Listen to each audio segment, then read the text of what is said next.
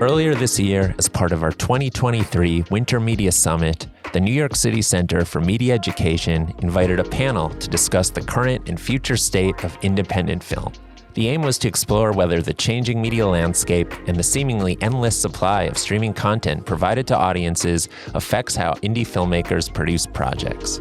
It does feel like, you do need a hook, a twist, or even I challenge what I watch in terms of, have I seen that before? For this panel that we are revisiting in today's episode titled The Present and Future of Low-Budget Filmmaking, CME was joined by writer and director Victoria Negri, executive director of the Art of Brooklyn Film Festival, Joseph Shahadi, and actress and filmmaker Djaka Soauré. The panelists spoke with CME manager of media education, Sean Mannion, about how their approach to making work has evolved and the obstacles to producing meaningful projects in 2023. I think a new technology comes out, people either get really excited about it or panic and are like, oh no, this is going to take over everything. And I think it still goes down to the storytelling. Simultaneously, they shared their approaches to getting work made, the changing nature of film festivals, utilizing social media to propel their projects, and the new production challenges created by a COVID world. Please join us coming up in a moment.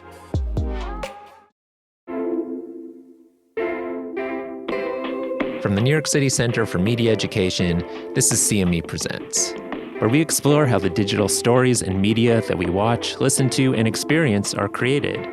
And this is the Present and Future of Low-Budget Filmmaking panel from February 2023.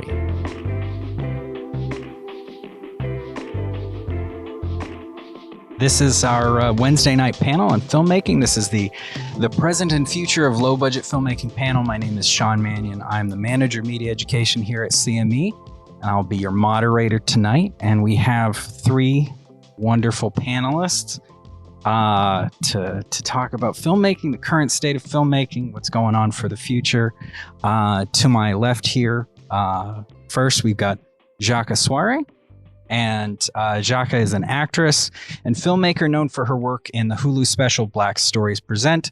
Your attention, please, directed by Tribeca 2019 award winner Philip Youmans. Djaka is also a filmmaker. Her first short film, Jazz in Wakanda, which she wrote, directed, produced, and in which she starred, was an official selection at film festivals like Urban World and sold to Comcast Tubi as part of the Black Power series. Djaka was selected by the Women's Weekend Film Challenge to direct one of 6 short films, leading an all-female identifying cast and crew and winning various awards. And you can read the rest of her bio up on the website. We'll just do quickly with these so we can get to the conversation. We've got next to her, we have Victoria Negri, is an award-winning filmmaker and ultra-marathon runner. Her feature debut, Gold Star, which she wrote, directed, produced, and acted in, features Oscar-nominated actor Robert Vaughn in his last on-screen performance. Gold Star received an 88% fresh rating on Rotten Tomatoes. Film School Rejects said about the film, the directorial debut of Victoria Negri reveals a confident eye. Brief Take named Gold Star one of 2017's best films by a female director alongside Greta Gerwig's Lady Bird. Victoria is a fellow of the 2021 IFP Gotham Episodic Labs. And again, it's more online. I also just want to say Gold Star premiered at the Art of Brooklyn Film Festival, and I had a great experience there. And it won, I think, Best Narrative Feature. This it could be a nice segue into show. It's a great segue. That's a great segue. Thank you. Always appreciate help with the segues. To our final panelist over here on my far left here is Joseph Shahadi. He's a co-founder and executive director of the Art of Brooklyn Film Festival, and he's been doing that since 2011. He co-developed AOBFF's streaming channel, Brooklyn On Demand, and their streaming festival, Indie Boom. And he's consulted on the first edition of Lit Film, a film festival that focuses on films that celebrate the literary side of filmmaking at the central branch of the Brooklyn Public Library. He was a judge for the 48-hour film festival film project and guest lectured in the film department at St. Francis College in 2018. Joseph was invited to contribute critical essays in art in odd places As a 2017 Thinker in Residence, he was formerly the festival coordinator for the Dumbo Dance Festival, where he curated and produced DDF's first ever site-specific works staged along the Brooklyn waterfront and served on its board of directors. And so, again, with all of them, there's more on their websites. And we don't have a physical audience here, in-person audience, but let's just assume everybody's clapping at home. I'm clapping in my heart. My hands are full, so I can't do it. I can't do it right here. So tonight, again, we are talking about the current state of low-budget filmmaking in general, and what we're kind of looking towards the future. And I want to welcome you all again. Thank you for joining us tonight. Let's just dive in with our first topic, I think.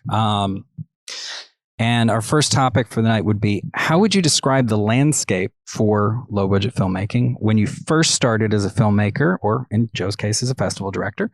What were the challenges you faced? What were the opportunities that you had at that time? So what was kind of the landscape for film as you sort of entered the field? If anybody wants to jump in, or I can call on people. I'm a teacher, so... I'll start. I started, when did I first start filmmaking? I came to it through acting. So I think for me, my perspective is a little bit different. I'd say I started making films probably 2012, or hop behind the camera right after graduated college. So 2009, 10, 11, around there. And I don't know, it honestly kind of feels the same to me, because it just always feels difficult in low budget filmmaking. I think the more that I do, though, the more the peek behind like the gatekeeper industry stuff I'm getting to learn more and more about. And I think I didn't know that back then. So I think I'm just starting to see like the still indie but bigger budget indie stuff, and how that gets done feels different based on my knowledge of what I knew as like an outsider before, like a decade ago.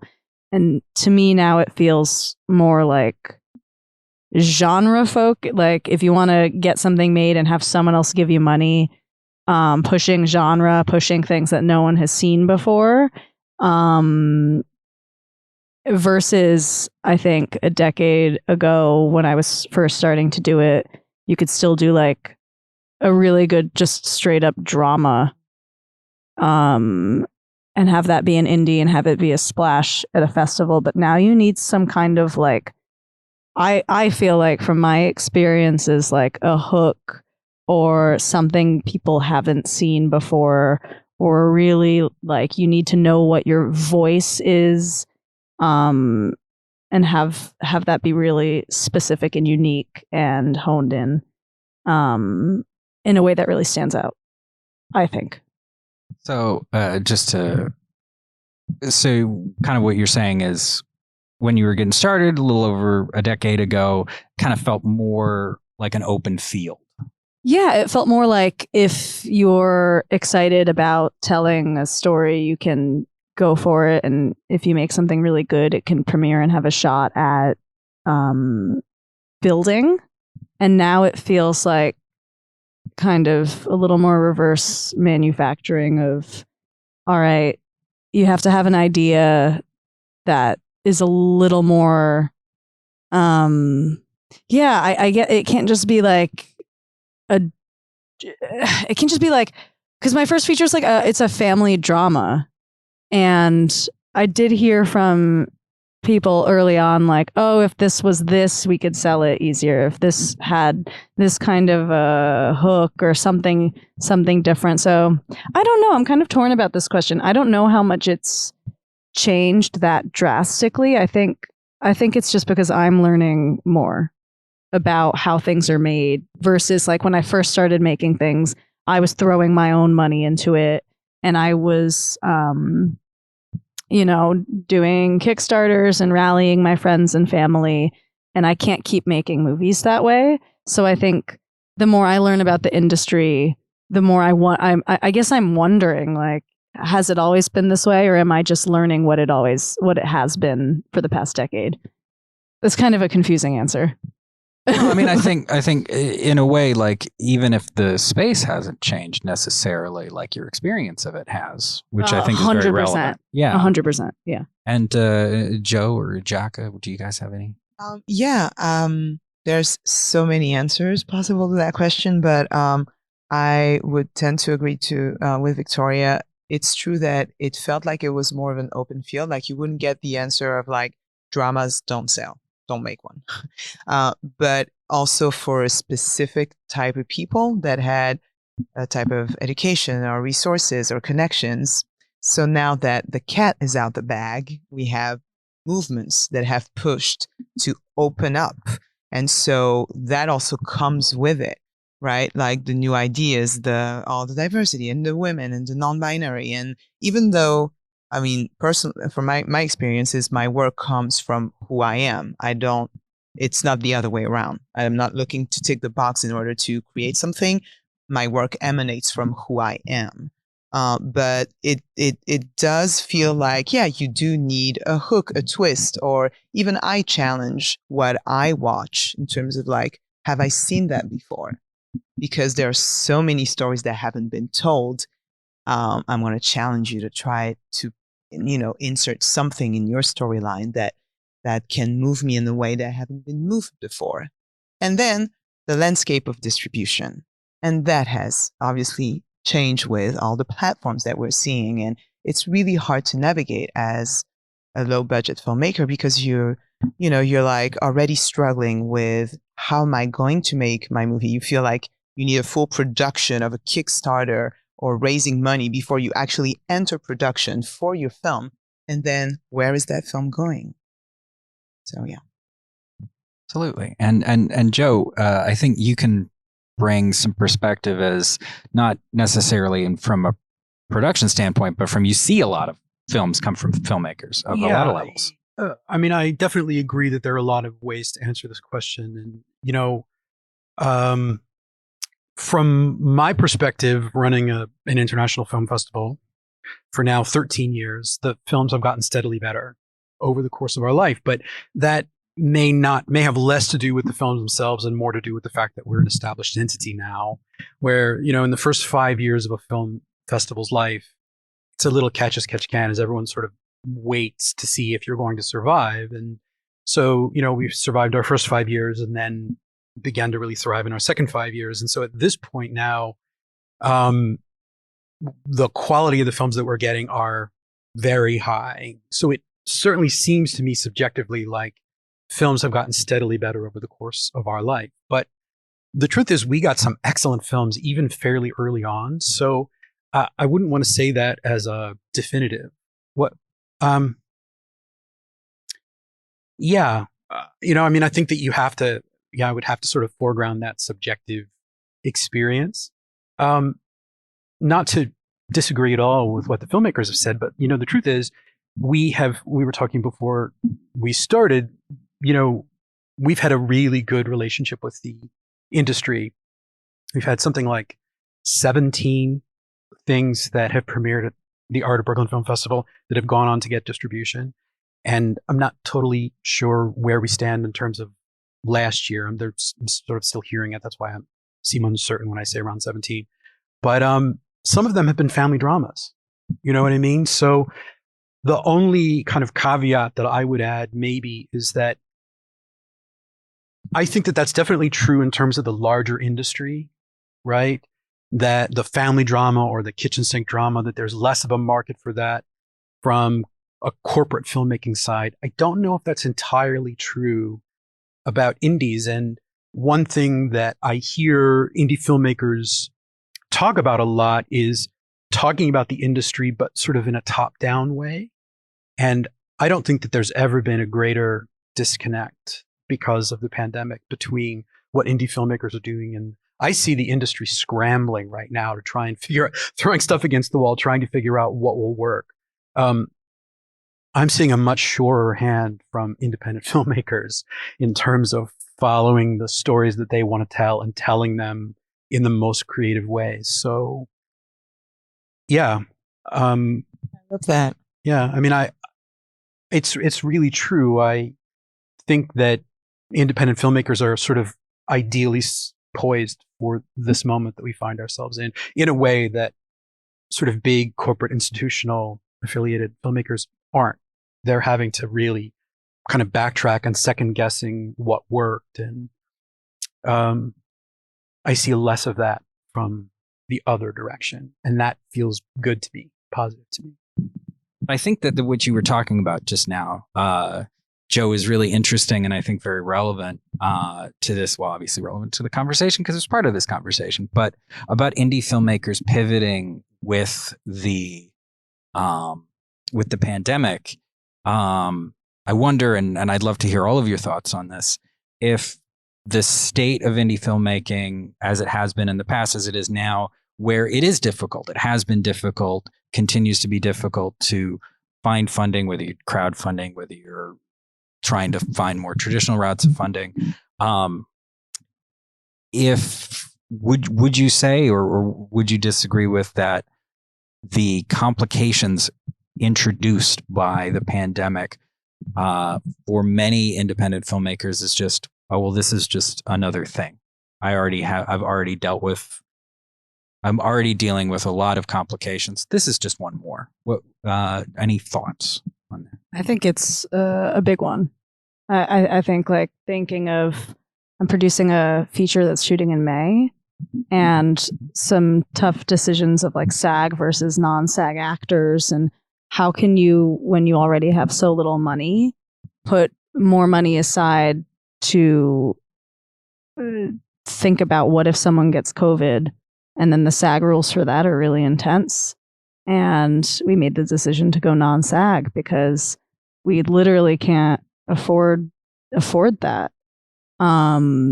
So yeah, I think it's not just another thing. I think it's a really big thing that's not going away. And there are whole departments now that cost more money. So yeah, for a time, I think like I've been trying to make my second feature. It was we had the lead cast. It was about to like take off. Literally the 2 weeks before the world shut down, I was in LA. We locked the actress, came back. She was on board. And then like 6 months later, she dropped out because her schedule kept pushing. She's doing all these like big blockbuster films she wants to do. And then since then, I've been regrouping, and we might, knock on wood, it might finally come back together any day. But yeah, it's hard, especially, when you're trying to already do the puzzle of where do I put the money. COVID's just a really difficult thing to deal with. Yeah, I was in LA premiering my second short on March 5th, 2020. I was looking at the dates this morning, and we went into lockdown on March 19th. So it killed it. I didn't have film festivals, no screenings, no film festival, no human interaction, no meeting with filmmakers, no meeting with executives, just, no benefits besides making the film. And because there were no virtual events set up yet. So that affected a lot of my life at this point, everybody's life, obviously. But also I'm thinking about how it affects us now still, and everything that Victoria mentioned, and the cost of it, the cost of the PPE and the mask and the officer on set that needs to be there, and all those SAG rules. And for low budget filmmakers who are already scrambling with money, it's really hard. And also another part of it that it's affected is all the mentoring program for women of color like myself that are trying to get into those mentoring program, those shadowing program, and the studios just literally shutting down those programs because of COVID, because it's a minimum set. And so that affected the people trying to go, up the ladder a lot. Yeah, I just want to say, I don't mean to be glib about it at all. I absolutely hear what you're saying, and I've heard versions of that about the the obstacle of it. And I think also, we have to acknowledge that the obstacle, the shape of it keeps shifting and changing. It's not like a solid thing that you have to figure out how to climb over or go around or tunnel through. It's like a cloud, not a mountain. I guess the point that I was making is that independent filmmakers who are used to struggling with money and answering questions thrown at them through the process of filmmaking creatively are, what I see from my position, better suited to this moment. That's really what I'm saying. Not that it's easy or that, it doesn't inevitably change the way that films get made or even an approach to narrative. I have heard stories from filmmakers about having to change scripts around COVID rules, and it has forced everyone to kind of up their game and answer questions even more creatively. So I just find that really inspiring. That's really all. That's all I'm saying. I understand that it's a giant pain in the ass, and more than just a pain in the ass, but like a life-altering, process-altering, ongoing event. So I don't mean to make it seem like it's simple and resolved, but it reminds me of during lockdown, there was a joke going around about people with depression and anxiety, of which I am one. I'm a depression and anxiety OG, and so it was like, oh no, what are people who don't have depression and anxiety? How are they dealing with the isolation? We should reach out to them because they have no skills to manage this. And so again, it's that's using a joke to oversimplify, but it reminds me of that. It's like, independent filmmakers are sort of used to pushing them out, pushing the boulder up the hill and trying to figure out creative ways around storytelling, and that's what's necessary right now. The obstacle is the way. It made me make a short documentary. Like I would never think. I was like, I'm desperate to film something. So September 2020, I'm really into running, and I was like, oh, there's this runner in Brooklyn I just heard she ran 76 miles around McCarran track. So I just she was then doing a relay race over 2 days with 6 people of running nonstop for 2 days. And I just followed her with 2 DPs the whole time, and finally finishing up that edit. Making a documentary is really hard. But yeah, you're right. Like I would have never I was like, I have to film something, and what's something I can film that's all outdoors, that's safe. Let me just do it. And I guess I'm making a documentary now. I don't know. Well, I can tell you that there were a million questions when COVID really clamped everything down in my world, producing a festival and producing live, events that involve convening, bringing people together, and how that was going to work. So there were a million questions. And one of the questions that I had was, how are people going to continue to make films, and are the films going to start to be bad? And now that it's 2023 and our submissions are open right now, I can tell you people are making some excellent films under these conditions. Like, it is not stopping people at all. So I just find that super inspiring. Yeah. So the challenge really breeding innovation, and while there's a lot of opportunities that are lost, people tend to sometimes make their own. I think you originally stated your point pretty well, and then when I restated it for the question, I maybe oversimplified.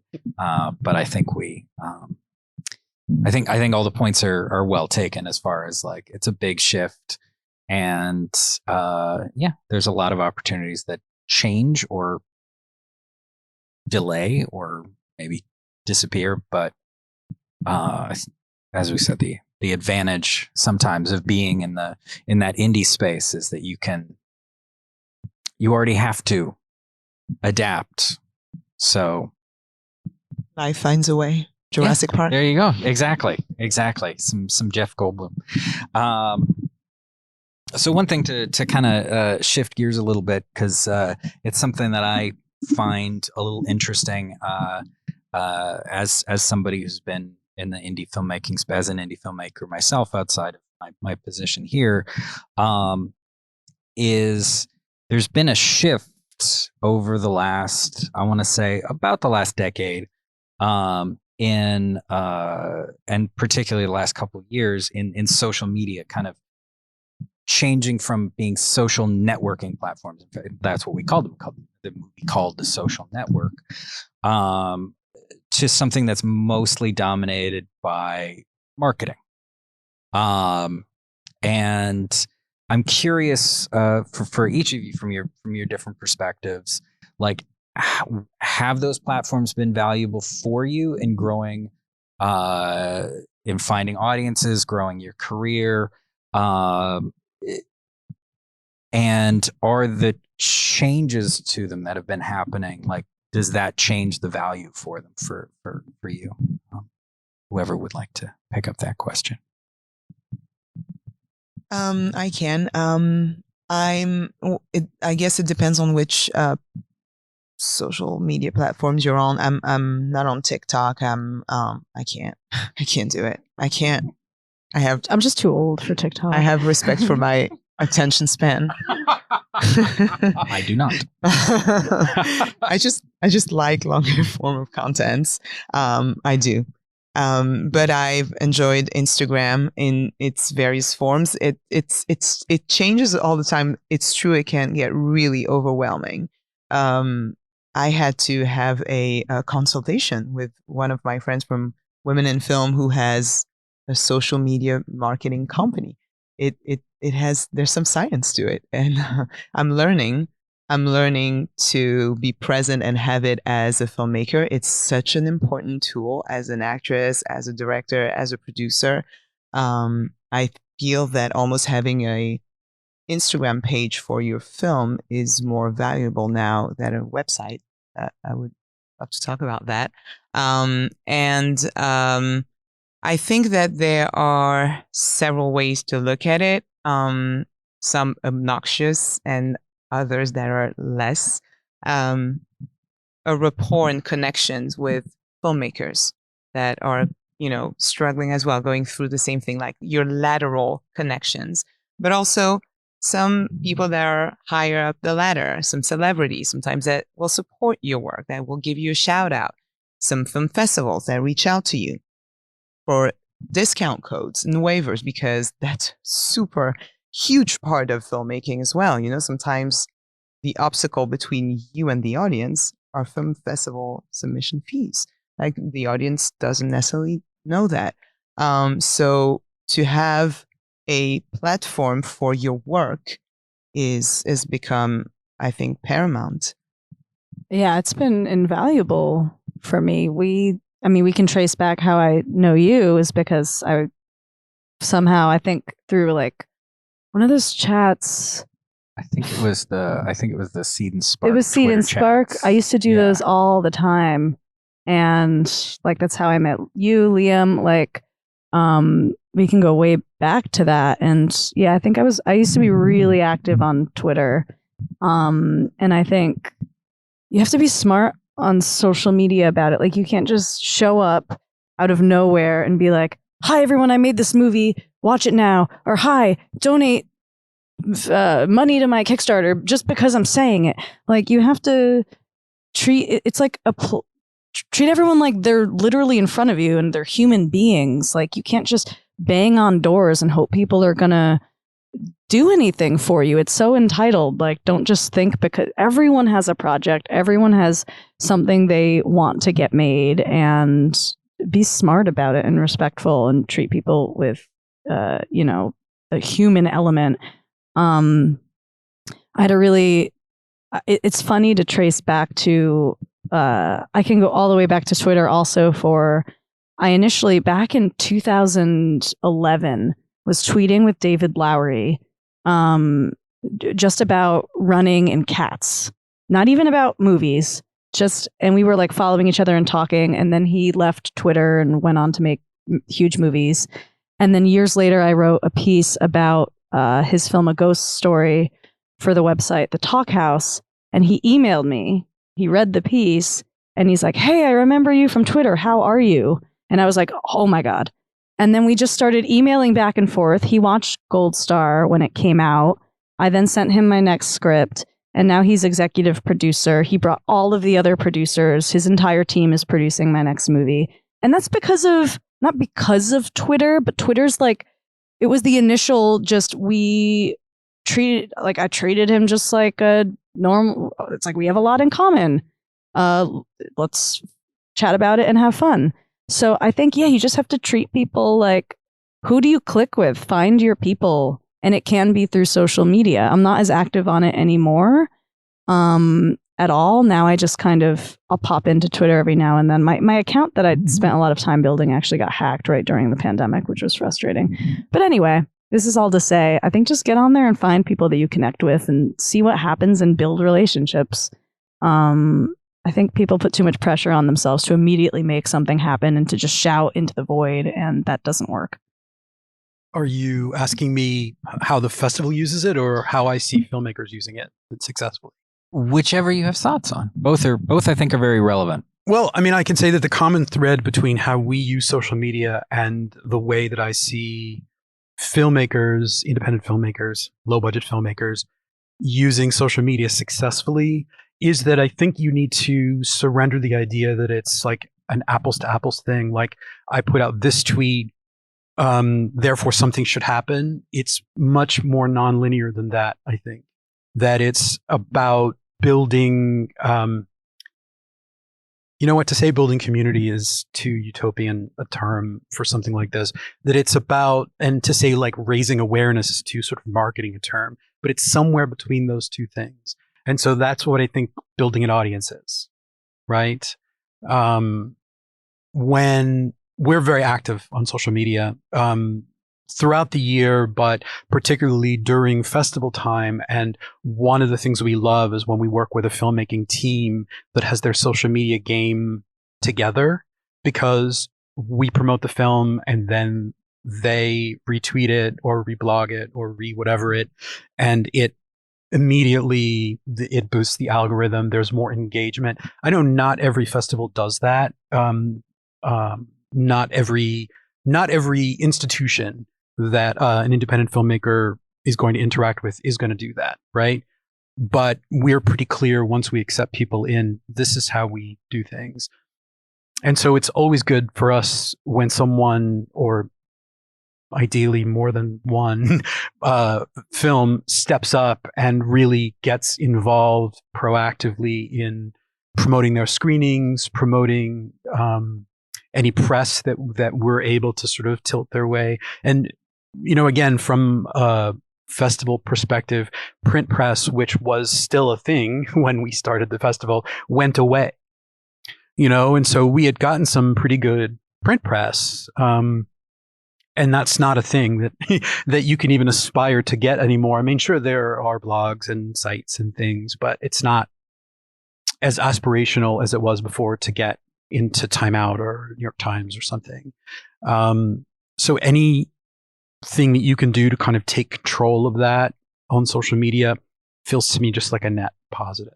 So I think what I'm hearing is like the real value of it kind of remains what it was about, again, like a decade ago, which is really like building a network, connecting with other people, more so perhaps than the marketing side of it. I mean, to a degree, there's that, what you were talking about, Joe, but even that, it sounds like, is the real value is like making those individual connections and pushing those, well, not even pushing those, just treating those like actual like human connections. There's people on the other side of those screen names. Any other thoughts about the use of that, responses to each other, anything like that? I could add to your point that because if you treat the other side of the web like real human beings, it almost informs your work. It informs your filmmaker's experience, but it informs your human experience. You meet people that are right next door to you or at thousands of miles away, and you might collaborate with them. And that's just the beauty of film festivals in person that disappeared when we were under lockdown. but that social network aspect is amazing. Really, in my experience, it's informed of the next steps that I'm taking, or a direction sometimes on a project or another that is a bit lingering, or where I need a little bit of a push, is meeting another person that might be excited about it and that I might want to collaborate with. So that to me is invaluable. And just to open our fall on that, I know, Victoria, you mentioned David Lowery, but is there any examples maybe that you'd want to share, Djaka, or you Joseph, similar to that, where you made a social media connection that then became more collaborative afterwards? Well, we met the great, like, iconic actress Annabella Sciorra that way. She heard what we were doing and said, "I think you're awesome," and she ended up then sitting as a judge for us, and has been terrifically supportive. And we then were able to meet other famouses through her, and but it happened in a kind of an organic way, and we're forever grateful to her, because we weren't anything when she noted us. So that happened sort of through social media. Yeah, she found you and just like, hey, she's amazing, by the way. She's everything you want her to be. She's amazing. When I was shooting the short film I did for the Women's Weekend Film Challenge, we had all the team of women had a different name for their team.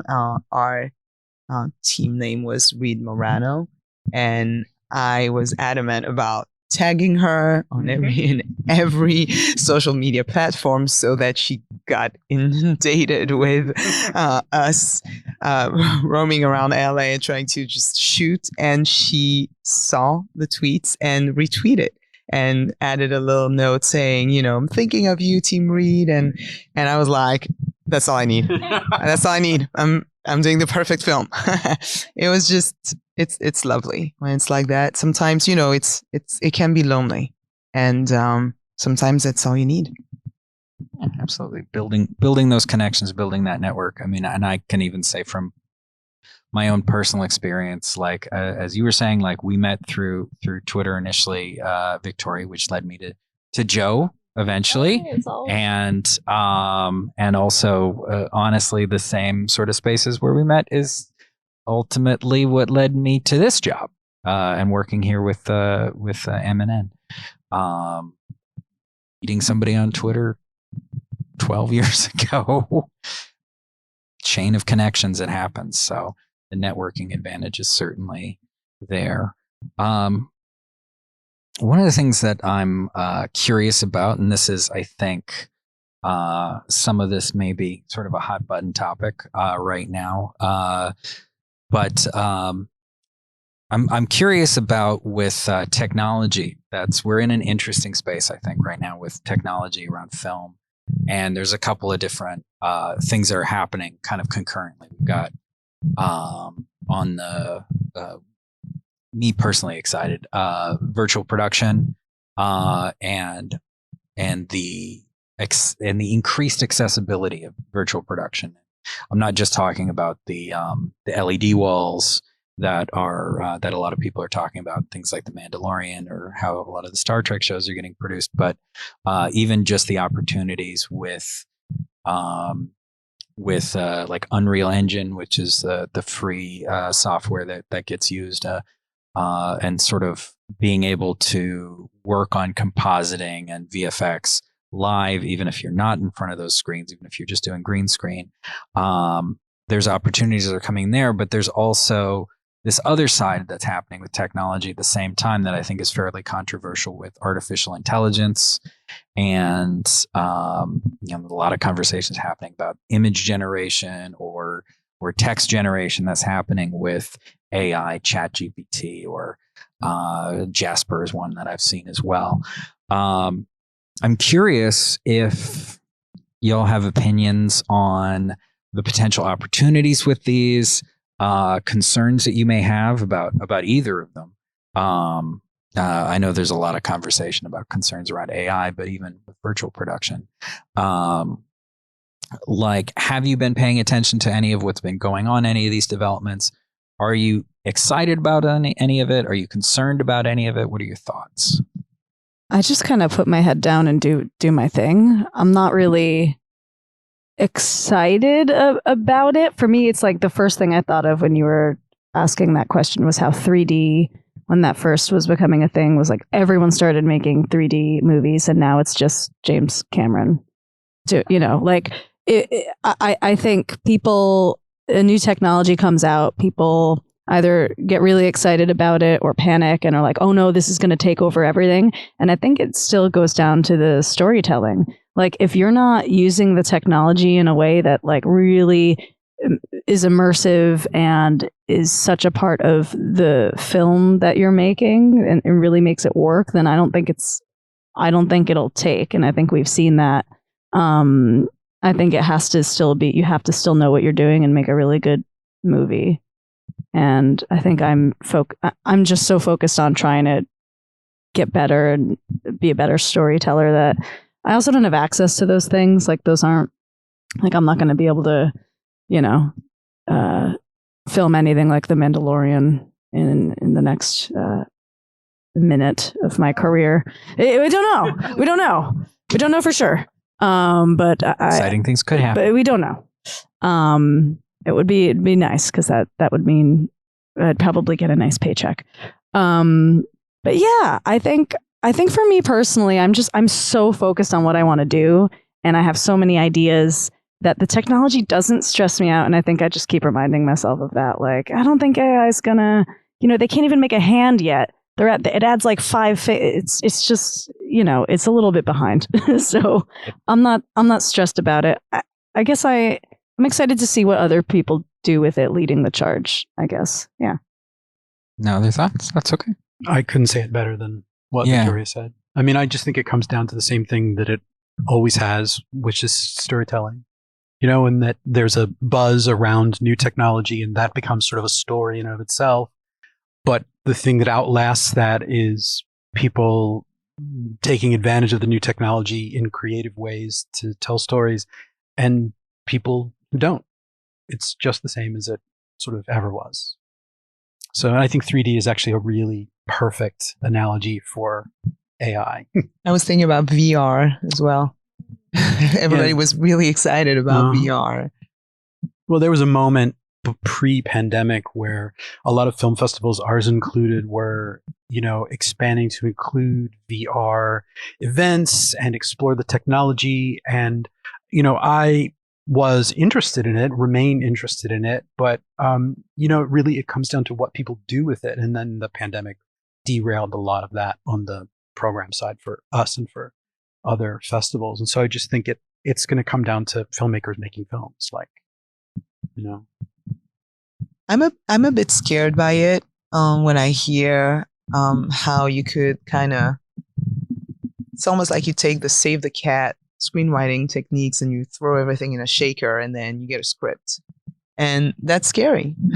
But I'm on Victoria's side. Like, I'm so focused on what I'm doing. I'm always keeping my ears open, and I'm looking forward to see what others do with it. I don't think that's too much my style of storytelling, nor super useful to the stories I want to make. But it's funny because I had a Hollywood Reporter article about it open. It was one of my tabs for like those past 2 months. And just thinking about reading it, I was like, I feel like throwing up. But I read it because it was this morning. And it was interesting. It was very interesting. And I think it comes down to also making sure that screenwriters are the ones that frame the legality of it all, and making sure that they, that it doesn't just kill them all, and that the screenwriters are still part of the conversation. So it's also funny. I was at a screening at the Metrograph, and a producer and a filmmaker who were both teachers were having a conversation about, so what conversations are you having at the school about it for the students and how they're going to use that? And I was like, whoa, that's a lot. Well, I think that's interesting. I think that's really like what you're all saying is very true. Is that like we're always being introduced to these new technologies, and there is always that response of like there's one half of people, well maybe not even half, but there's one group of people that's panicked about it. It's gonna make it impossible for anybody to do anything. Everybody's gonna lose their job, and then there's another group that's basically like, I'm going to try all of this. And I guess then there's the third group that's like, I'm busy, which feels like this mostly this group. I'm busy. It seems interesting. I'm busy. I think one of the things that's interesting about these spaces, and I have one of the reasons I wanted to bring this up with y'all, because it's a conversation that comes up with other filmmakers that I'm having, and I'm very much for a lot of it in the same sort of space where I'm like, I'm interested, I'm paying attention to this stuff, partly because I'm an educator, and you want to kind of keep an eye on these. I think one of the things that I find interesting about it is when these things pop up, how it does end up affecting people, and I think in film, the AI side of things is a curiosity that people are looking at. But we do see in some of the other spaces when it comes to writing that there are some people who are losing their jobs because certain writing is being sort of replaced by like, oh, we'll use ChatGPT or we'll use, something else for this, which I think will end up blowing up in people's faces. And I'm very entertained to see that happen. The blowing up people's faces, not people losing their jobs. I want to see it blow up in people's faces because these people are losing their jobs. I think that, I think that what's interesting about it is the point about storytelling, that's what matters fundamentally, no matter what tools we're using. The stories are what matters, whether we're a documentary about somebody who's, you said, running 76 miles around McCarran Park. Yeah, I missed that event. She, during the pandemic, got bored and just ran 76 miles on the track. Just the same loop for 76 miles. So I was like, wow, what is she doing next? In one go? In one go. Yeah, she was going for 100, and she dropped out at 76 because it was like an 80-degree day, and yeah. Well, I'm less impressed. She didn't do 100. I can barely do 2 miles on the treadmill at the gym right now. So, wow. Yeah, I was like, she's interesting. So and she used to be a Vogue cover model, so her whole story is really fascinating. Well, I'm looking forward to being able to see this. Stool exhausting. But yeah, no matter what it is, the stories that we're telling. It is fundamentally about that storytelling, no matter what the tools are. Are there any, just to kind of follow on from that though, are there any, and maybe the answer to this is no, but are there any tools that kind of became part of your toolbox in storytelling in the last few years that maybe were surprising or maybe unexpected? Well, I guess that's the same thing, but other people would find unexpected or surprising. No. Yeah, no, it's like, I'm like, yeah, maybe no. No, I'm not. Is the answer to that. I'm just. I think it's just, I think like maybe to talk about that documentary I filmed, just experimenting with, all right, here's the idea. We're going to follow this team of runners running for 2 days. How do we do that? And then like experimenting with our DP literally on a bike with a gimbal, biking, following them, like just creative, low budget ways to just use tools I already have and to find the right people to film it. And it's like, for me, it's project to project. What are the tools I need and how can I pull it off with those tools? But nothing new technology wise or anything. I think it's just like, it was nothing fancy. It's a dude on a bike with a gimbal, but it looks good. And, for my feature, we filmed in a hospital for a few days and we had the DP like getting pushed in a wheelchair to get like smooth shots down the hallway. So for me, it's less about what new technology and more about what do you have, especially for this conversation, indie filmmakers, like what do you have at your disposal What is the vision? What is the story? I just keep going back to what is the story, and what do you have at your disposal that you can use to get the film you want to get, the tone and the shot, really.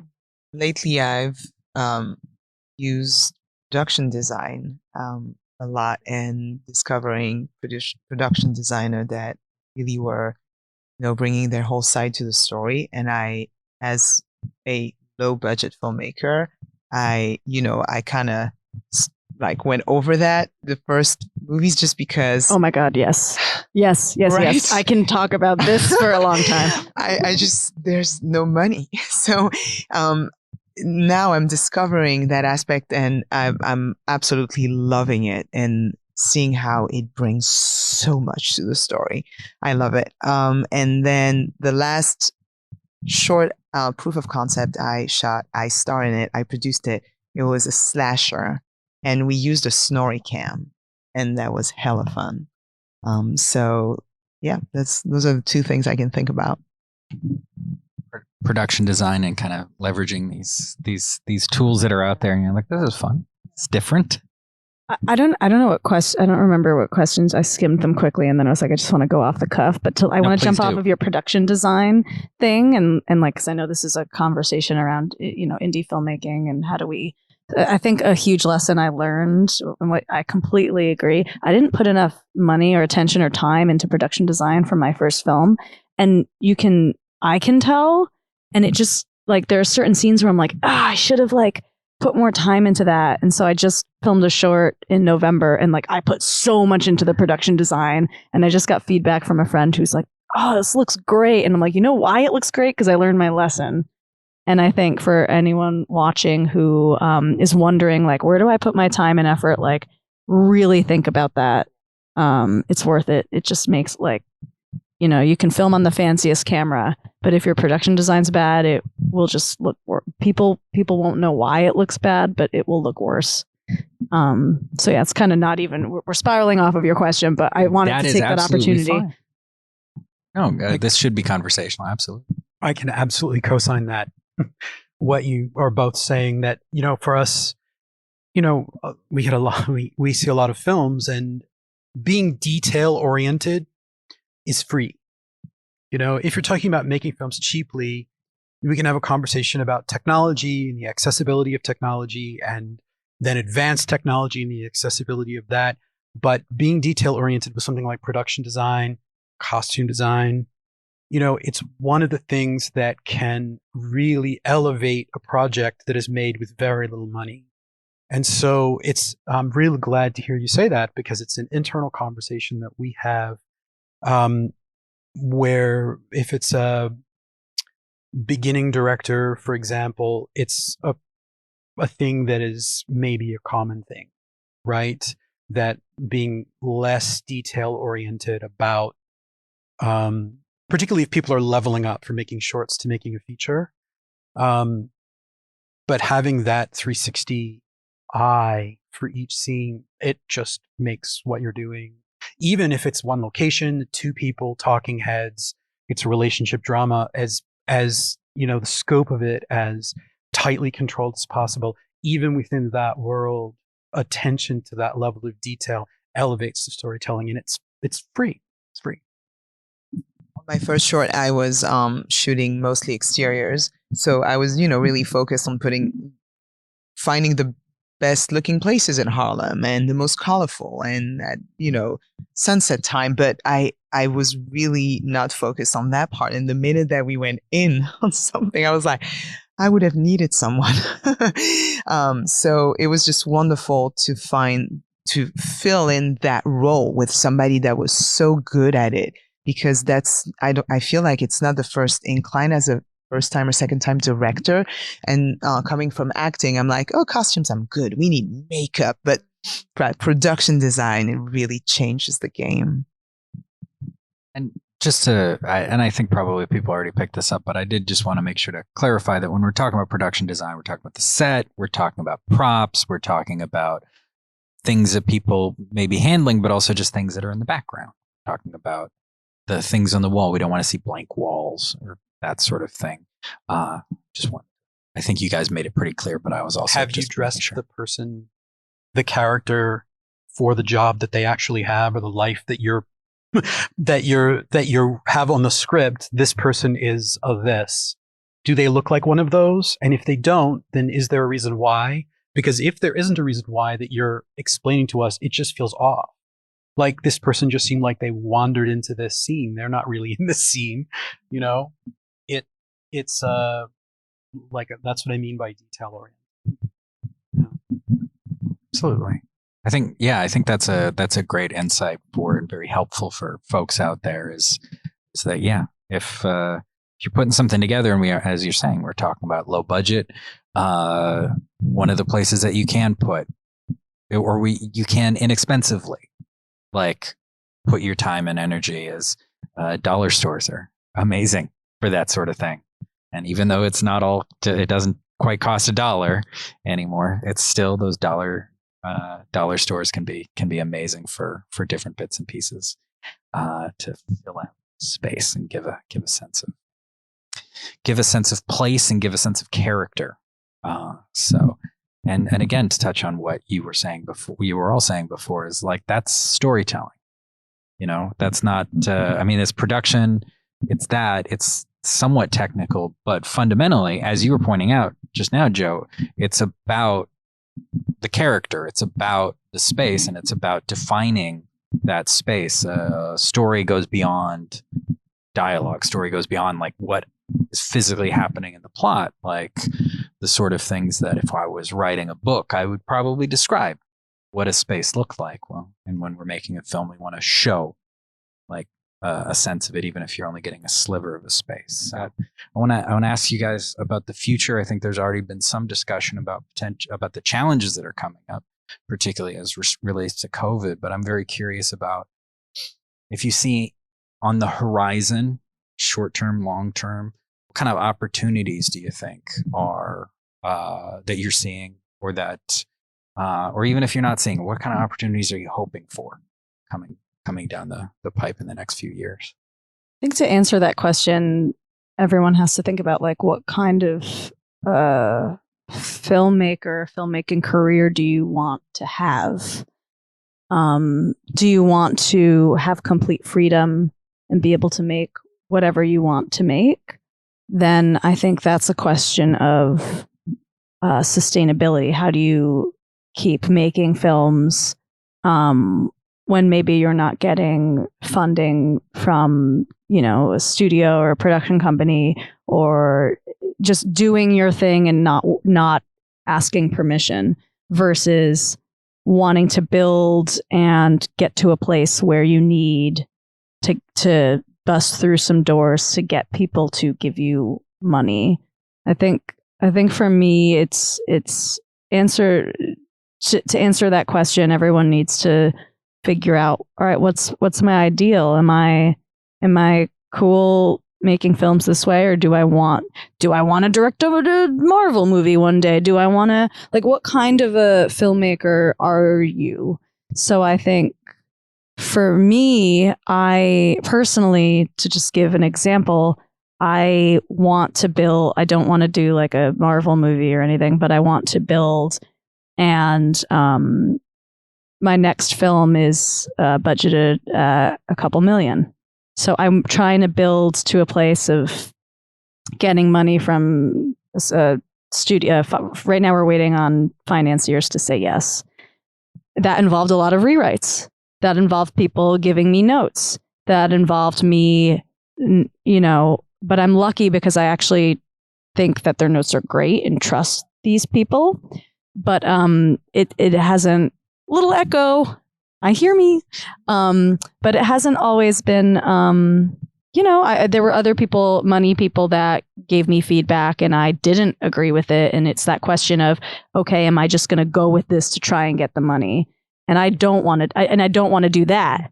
So I think it's thinking about, all right, where are you going to make concessions? What kind of career do you want to have? How do you, I think the follow-up question that I would ask, that everyone needs to ask themselves, is how do you, based on what you want to do, how can you figure out how to make it sustainable? And I think it's difficult no matter what, because I've been waiting years to make this second feature. But if I kept making other films, other features in the in-between years, it would still be difficult because I would be trying to figure out, all right, how do I keep getting money on my own after calling in every single favor I've ever had? For my shorts, I've done work trades and I've put my own money into my shorts. And I'm willing to take big risks, frankly, financially and career, life-wise, of like, I have roommates. I'm not like living in some palace. I know what makes me happy, and what makes me happy is making things. That's a very long answer and maybe confusing, but I think the starting place is figuring out like what kind of filmmaker are you, and what kind of filmmaker do you want to be. So that's my rant. It's a good one. It's a good one. I don't know that Victoria hasn't said it all. Honestly, it's about making your life and your work sustainable. And so not only do you need to answer those questions, what kind of filmmaker am I? What kind of work do I want to keep doing? But also, where am I at? And so depending on those answers, then you move a direction or another. I would highly recommend to try to build as much community as you can. I've had just filmmakers, producers, actors, screenwriters supporting me and my work. And on an everyday basis, it becomes so important that you get a sort of validation by your peers, because you don't want to wait for that validation from the golden statue or whatever. You need it, to sustain your stamina and your spirit. And I feel that those are communities where you're going to be able to make connections that keep you on moving forward.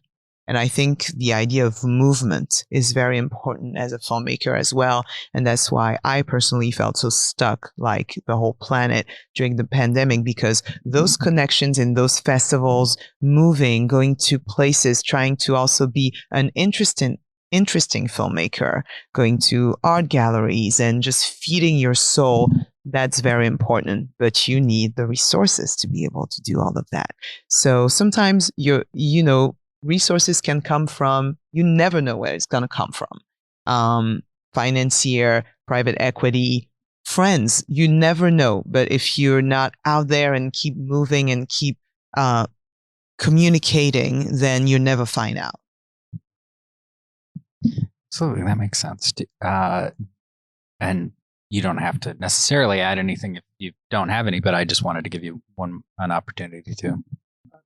I think that those are really great answers. And I mean, I can say from our point of view, running a festival, that the festival alumni, the people who've come through our festival, who've gone on to have really successful careers, all different from one another, but on their own terms, I think, came from, they started from that base of self-knowledge.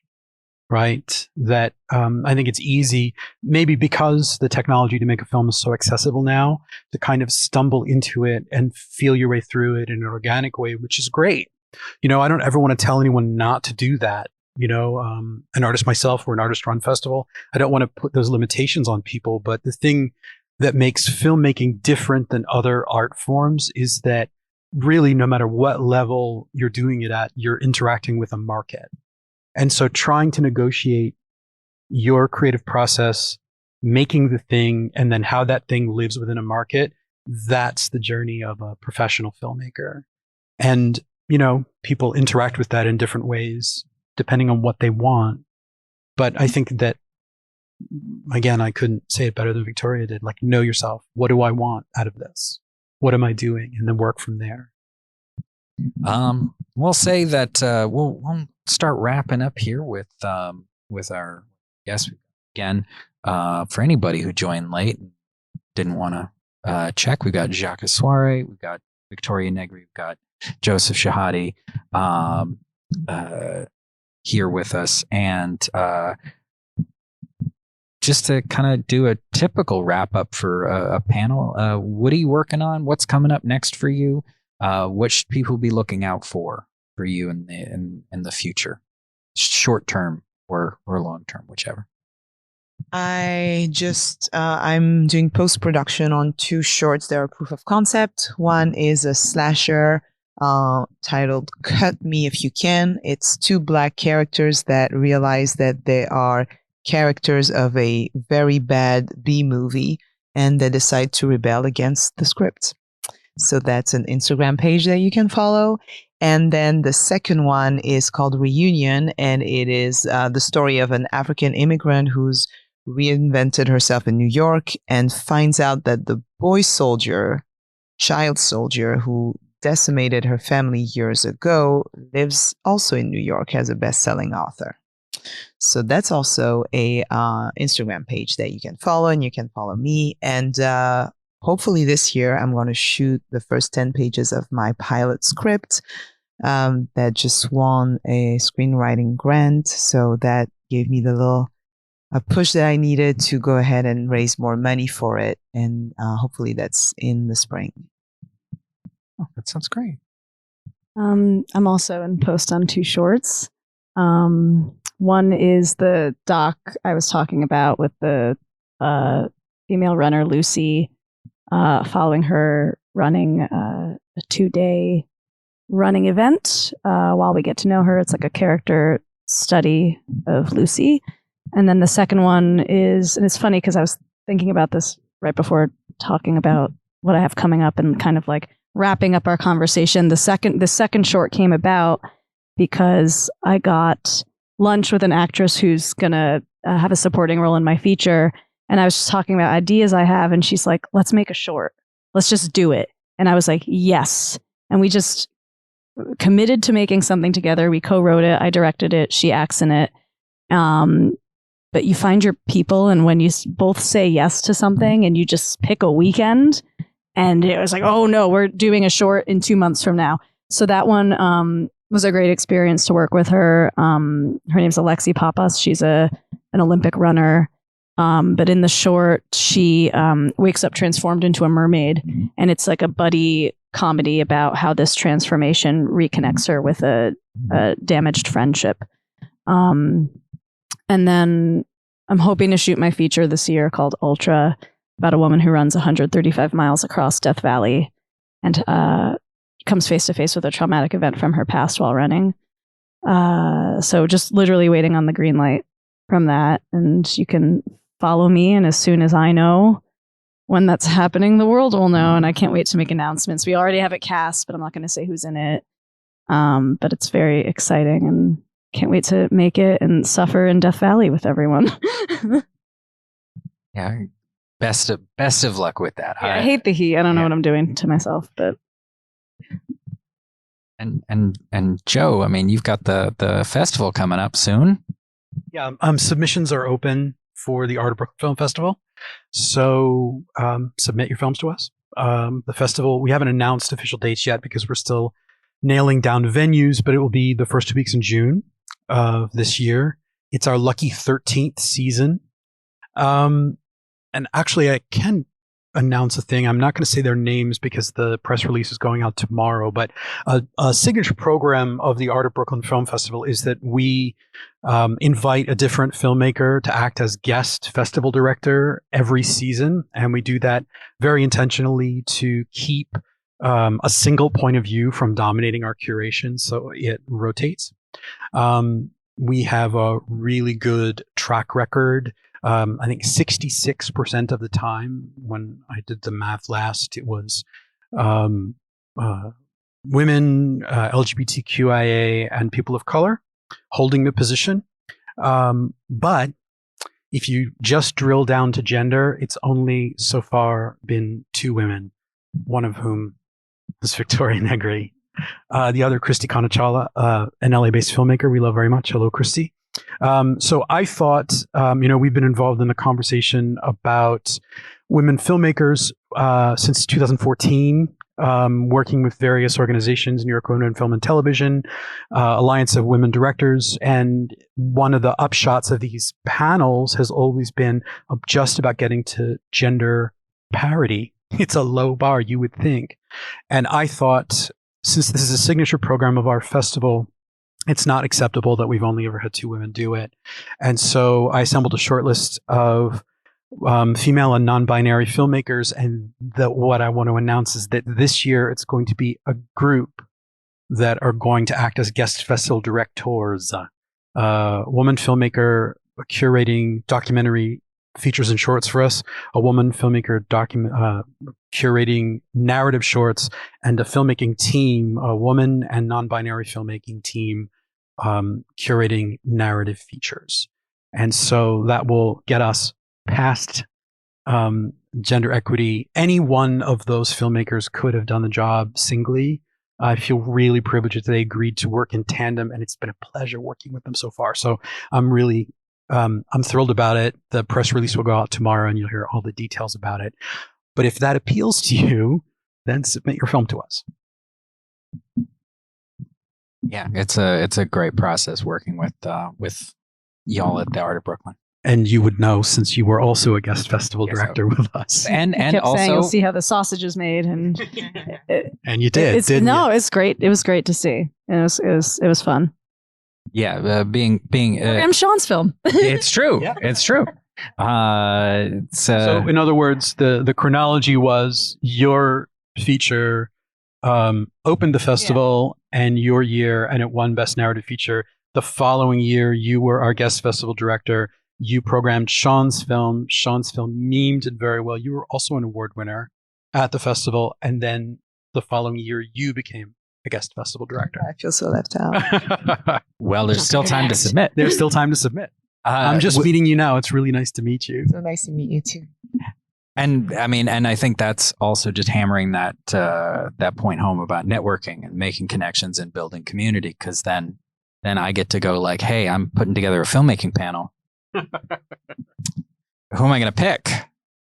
Who am I going to go for? Let me start with a couple of people that I know pretty well, that I know will bring some gems in, and then I get to meet Djaka this week, who's part of our larger MNN community, and part of our larger New York City Center for Media Education community. And again, thank you all for joining us. You have a great night.